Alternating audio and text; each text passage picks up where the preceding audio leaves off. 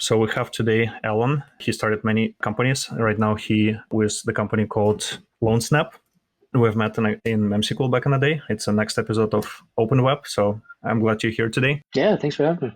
So we start usually here from very beginning. I want to understand where did you grow up? I moved around a bunch growing up. Yeah, I lived in Michigan and Alabama and Seattle. So got a different sides of the country. And how did you get for the first time interested in entrepreneurship? Was it that your parents or peers involved in this? Like how did you decide for the first time, like I can just start my own company? Yeah, I think that's interesting too. My grandpa was an entrepreneur, and I think that's kind of where it started.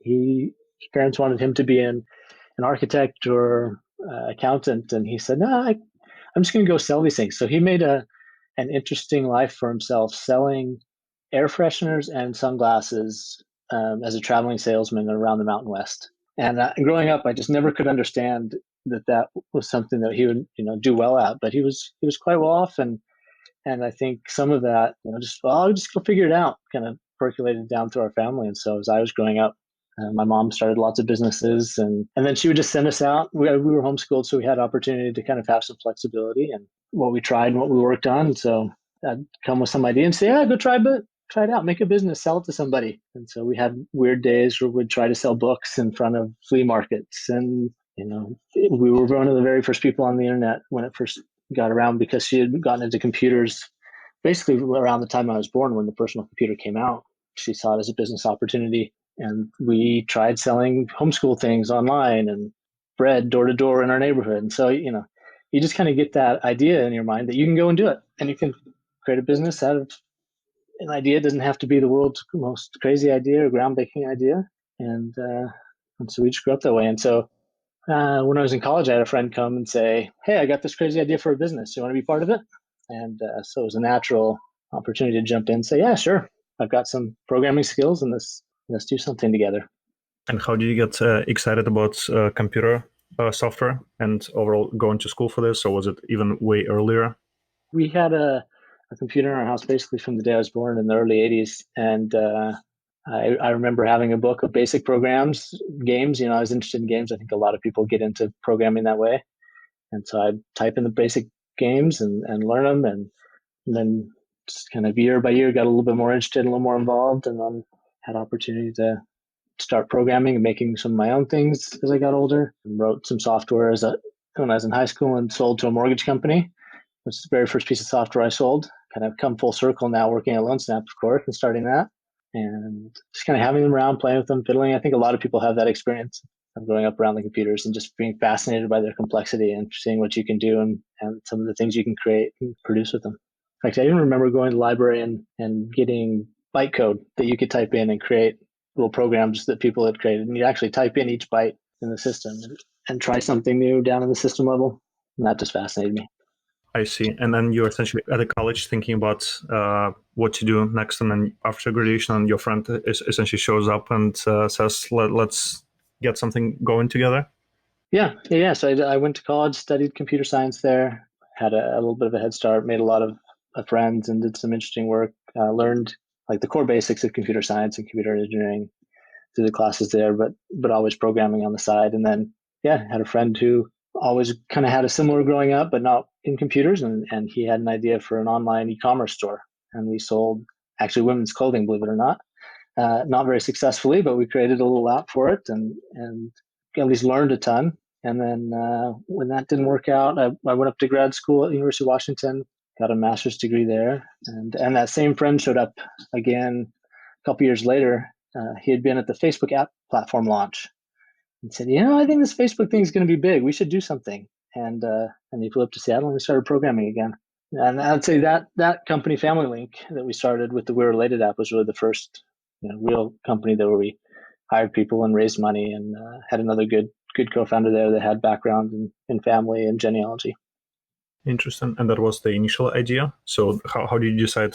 Was it the initial genesis of this Facebook applications and let's find particular vertical there, or was it started by the genealogy aspect of it? Like how did it come to be? I think it was that combination of having this other co-founder that had a background in genealogy and family history, seeing what Facebook had done around groups of friends, and then creating this kind of idea of, well, if we created an app, what would it be? Oh, let's make a place for families to connect on Facebook. We always said it was a place where you could, before it was cool to friend your mom on Facebook, FamilyLink was a place where you could post pictures that felt a little safer.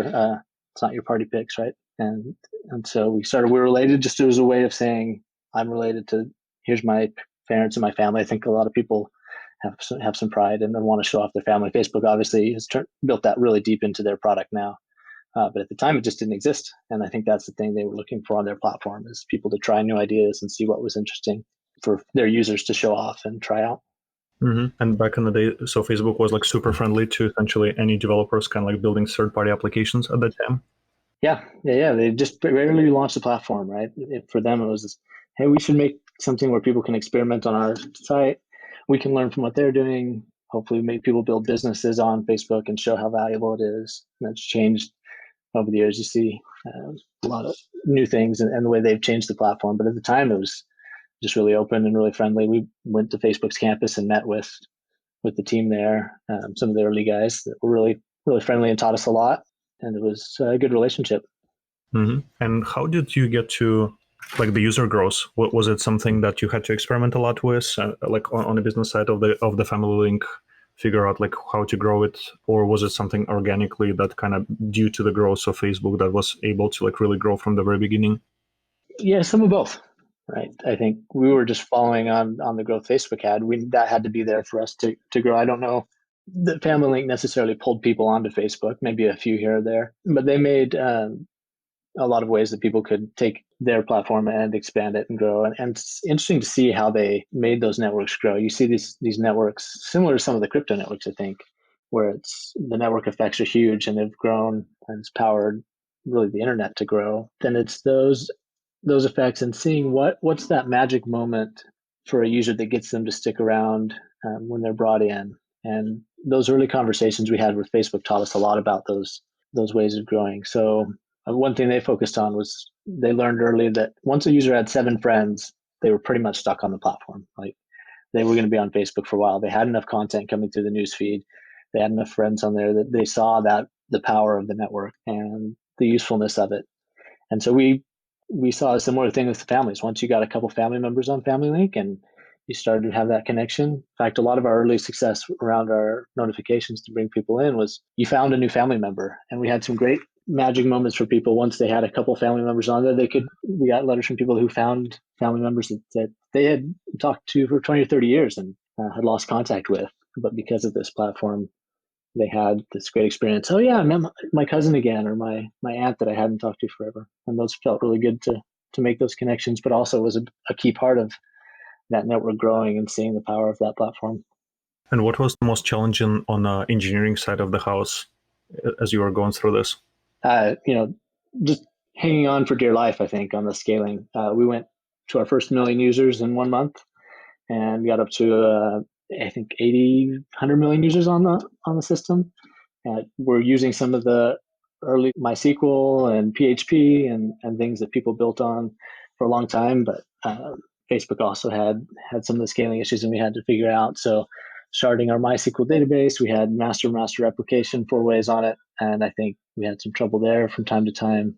And we used Memcache very heavily. And so figuring out which things to cache and which not to cache. And we were early AWS users. And so using a lot of those early technologies and piecing them together in fun ways, but also, cutting ourselves on a lot of the bleeding edges and figuring out how to just stay ahead of user growth. Because performance is a key feature on that. And as soon as the site starts to slow down, you can really quickly see how that affects your adoption and people coming back to the site.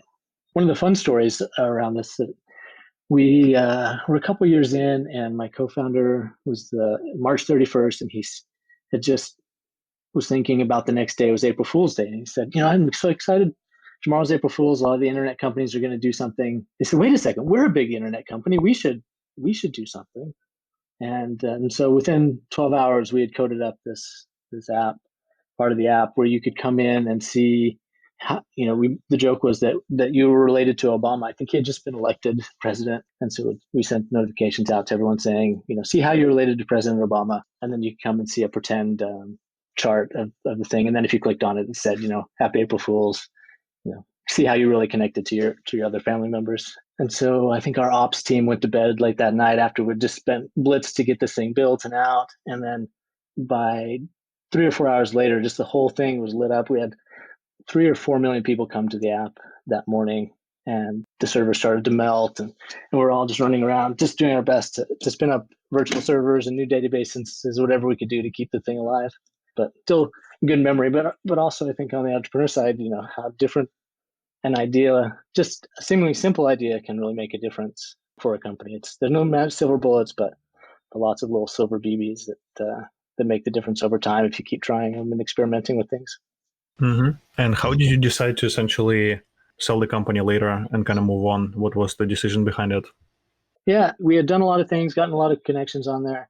Facebook was moving in different ways that made it tough to keep the growth that we had and a lot of the user base. In fact, some of the early changes around the profile, we had a prominent profile piece to show your family. And that really, we looked at it and said, this is going to be tough to keep growing and moving forward as it is with Facebook. We spent some time moving off and creating a FamilyLink website by itself where people could come and connect. And we found some success there. But at the same time, we had talked with Ancestry and they had seen what we were doing and tried to replicate it, of course, but not had much success, just not understanding the power of that network.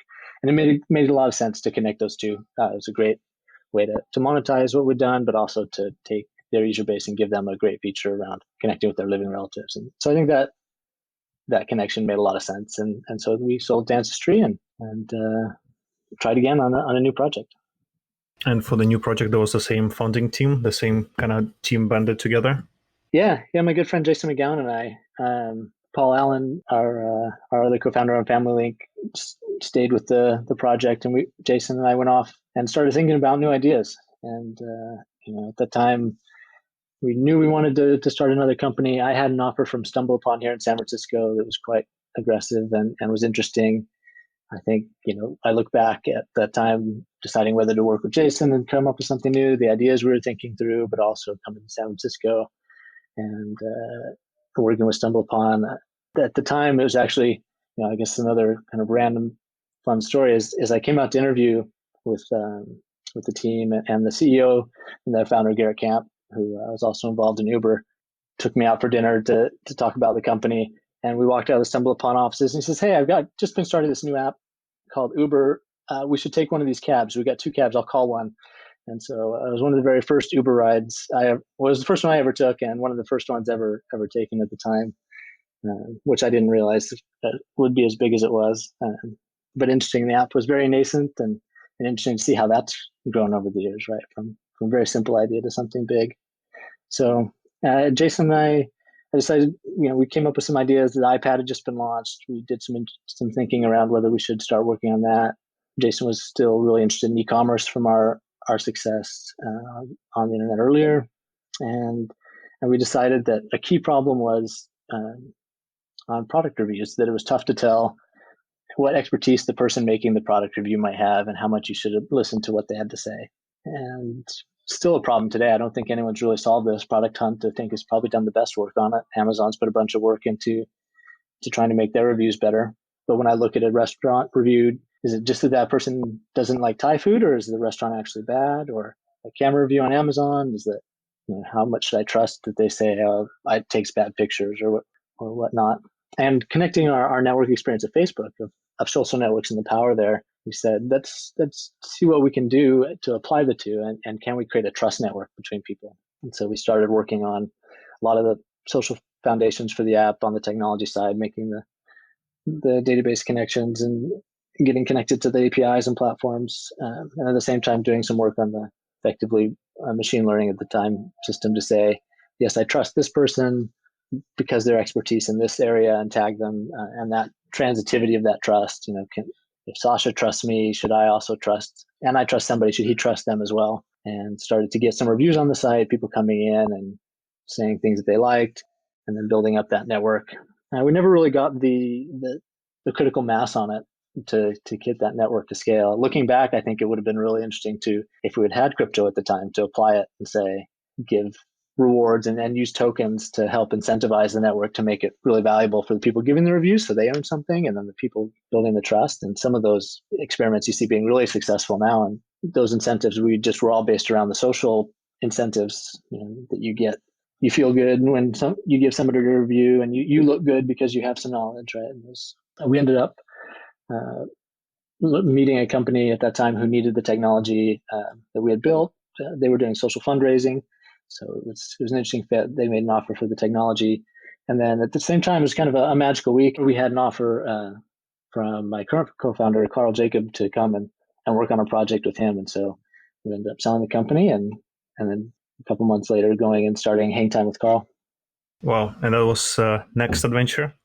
Yeah, next adventure, right? So I think about the startup community has changed the way we have jobs in the past 30 years, or at least for me. My dad worked at one company for the state of Alabama as a geologist for his whole life, and did some really interesting work and had stability and interesting work there.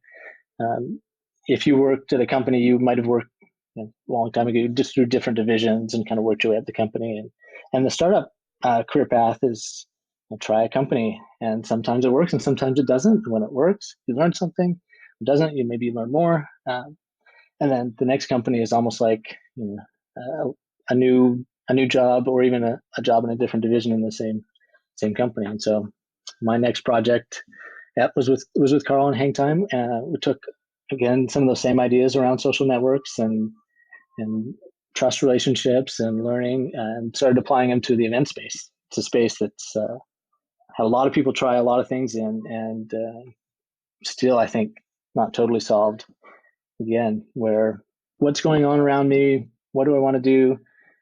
Maybe in this day of shelters in place, even would be more interesting, finding interesting things to do. But we started connecting to different databases. We connected to the Facebook Events API. We connected into Ticketmaster, and I think we had 12 or 13 providers. We had 1 million or 2 million events per month in the system. Decided to just go at scale. We were in every city in the world, had a couple million downloads, and you'd come in and say, what should I do this weekend? And based on your profile and your friends and some hints you gave the system coming in, it would give you suggestions about what you should do. We had an interesting machine learning model behind it to provide the recommendations. And I think we did pretty well at that part of it on the technology. But at the same time, you also have to have a business behind it. And the ticket and event business is a notoriously difficult one, and we never really turned the corner on that. And also in Hang Time, you used MemSQL, correct?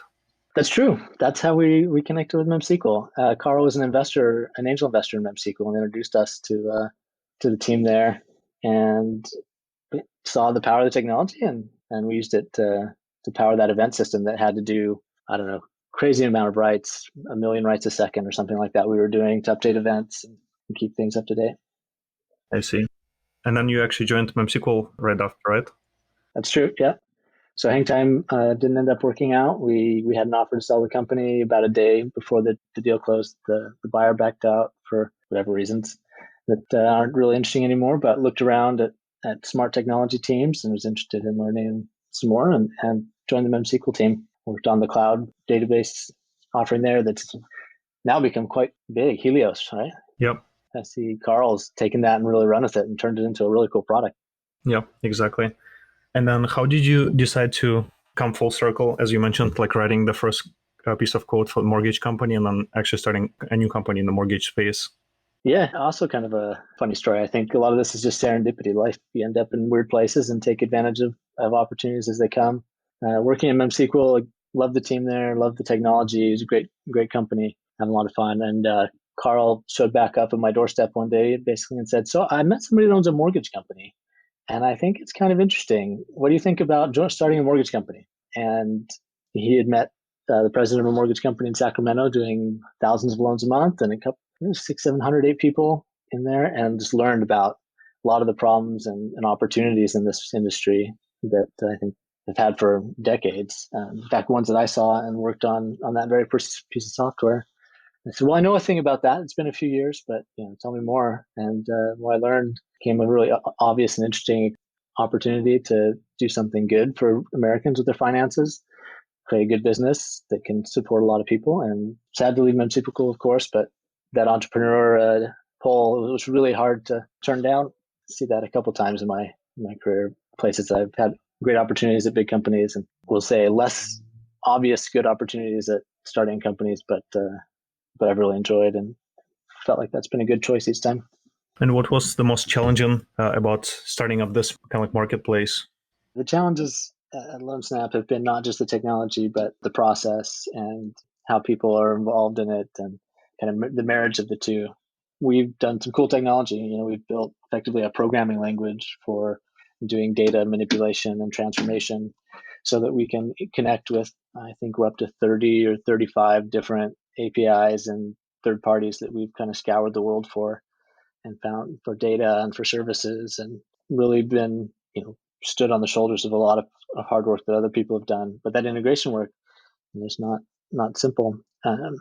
But as much as the technology is figuring out how to marry that with the people doing the work day to day on the mortgage company and how their processes and how they think about the work and changing that and doing the two together. We have a feeling that people want a sprinkling of technology in their life as long as it doesn't disrupt them too much.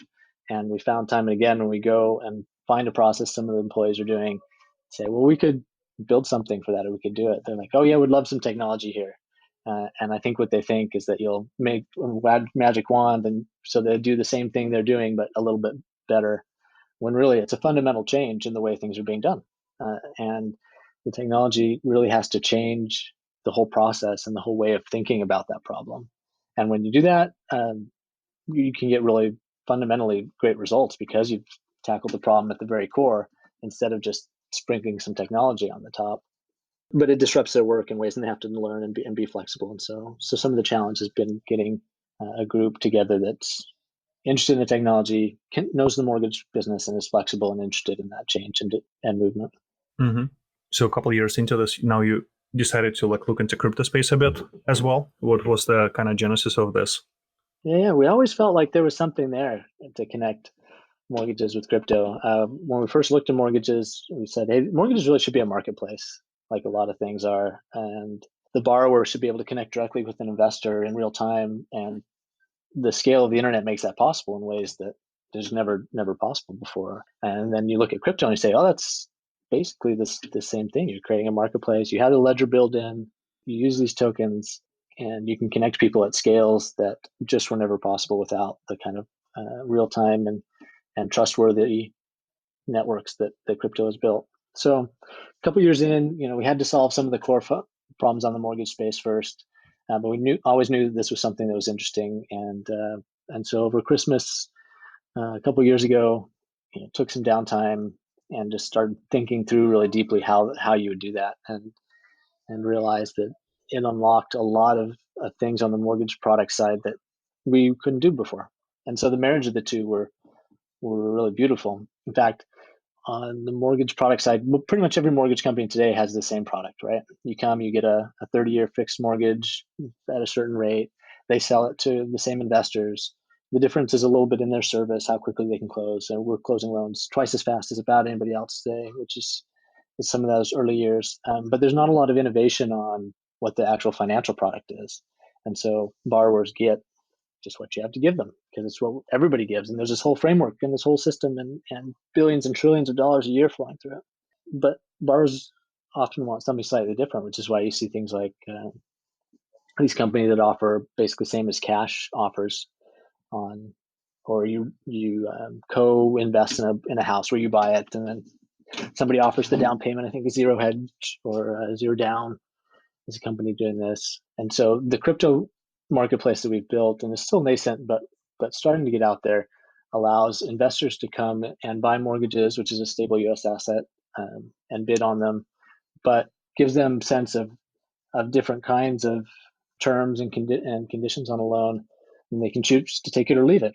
And then the borrower gets a new kind of experience where they can even almost like having their own currency backed by their home that they can use to get out and get debt and get credit when they want it, and combine the power of a traditional home equity loan with a fixed loan and take advantage of the equity in your house and potentially have your rate go down automatically for you. Just a lot of different ideas that we had on the product side that we wanted to try that this made possible by expanding the investor base and making it more flexible and kind of this open marketplace. And I think we also looked at crypto. I played around with Bitcoin and Ethereum in the really early days and was captivated by some of the work there on how you can build smart contracts and have the mortgage contract built straight into the network, and the power that you get from that. Everyone just trusts the payments will come through, and then not only that, but you're connected to all the other work that's going on in the ecosystem. We've had some interesting conversations with companies and with people that are giving DeFi liquidity. And well, should these mortgages sit as a token that you could use as collateral, and how would that look? And once it's on the blockchain and then in the crypto ecosystem, those are the kind of, forgive me for using the word synergy, but benefits that you can get by all working together and playing in the same environment together. So when we've looked at that and conversations with Near and some of the other new protocols, just really excited about where this is going in the future and the new apps that will be built that we don't even know, but that could be tied in with a mortgage token or another kind of mortgage involved token, that the two working together provides some really interesting benefit to the world. Yep. And if you were young founders today looking at the space, what would you spend your time on? Like, how would you think about where to start in the crypto? Because it's such a early space. Not many people trying to combine mortgage and crypto as you do. So I feel like the design space will dramatically expand, but it's such a it feels sometimes that's very early days and people don't really know what's even possible. Yeah, it feels like the early days on the Facebook platform, honestly, where you have this powerful social network as the underlying layer, and who knows what's possible. What will be the Zynga? A lot of people have tried to be the game platform, and I think the way that I'd look at it is what's powerful and what's big outside of the crypto space, and how can you look at it in a totally new way, similar to like we're doing with the mortgages. It's not just, well, we do this thing, but we do it with crypto. I think a lot of the early apps that we've done, people have tried to do that, and instead, what is something fundamentally different that you can do with crypto that's just not possible without it? And I think those are the really interesting spaces to look at. For example, like the DAOs, MakerDAO, and some of the others, where this kind of distributed consensus around how a company should be run. It's just, you can't at scale have everybody's voice in a current corporation. It just doesn't really scale. But once you can have these kind of voting mechanisms and consensus mechanisms, then you can do that. And who knows, what that'll look like. It's almost like science fiction a little bit to me, looking at the future. And then, of course, where there's big opportunities in the current markets and holes. Some of those are really hard to just point out and say, this is the place. But I think mortgage was one. Obviously, there's some big barriers to getting into mortgage licensing and regulation. But in finance, obviously, is a good one. Social networks, I think, will always be an interesting one. We still haven't fully reached the end of communications and social interactions, especially when you tie in some of these fundamental financial networks and crypto networks. I like what Brave's doing around advertising and rethinking how you do that when you have a new incentive just totally built into the platform. So I think that's the other place I'm really interested in thinking, is how once you have the incentive system built in, even financially, then a lot of things change in an application or in an environment. Yep. Cool. And so where can people find more information about either LoanSnap or yourself or the crypto version of it? Yeah, of course. Our website is a good spot, GoLoanSnap.com. You can find out and apply for a mortgage there if you're in the market for that, how we're closing loans and looking at people's finances holistically and not just a mortgage. And then the crypto work we're doing at market.goloansnap.com, which is our new marketplace that we're building. Love to have people take a look at that and see what feedback they have for us on it. That's powered by the blockchains built on top of Ethereum for now. And then the company, we've done some press and written some about where we've gone. But what's out there on the internet, search us and find some good things. Cool. Well, thank you for coming today. That was super inspirational, I think, for younger founders. Yeah, thanks, Sasha. It's always fun, and always excited to talk to young founders too. If people want to connect, I think there's lots of that excitement of being early in the process and learning and trying new things is really where a lot of the magic of these new ideas and things that change the world come from. Hey, so thank you for listening. You can find more episodes of this podcast at openwebcollective.com. If you're a founder looking for help with product, go-to-market, or fundraise, apply on the same exact website. It's openwebcollective.com. If you really like this episode, I would really appreciate if you give us a review on a platform of choice where you listen to podcasts to. And finally, if you're on Twitter, we are at OpenWebFounders. Again, the handle is at OpenWebFounders. I'll see you next week.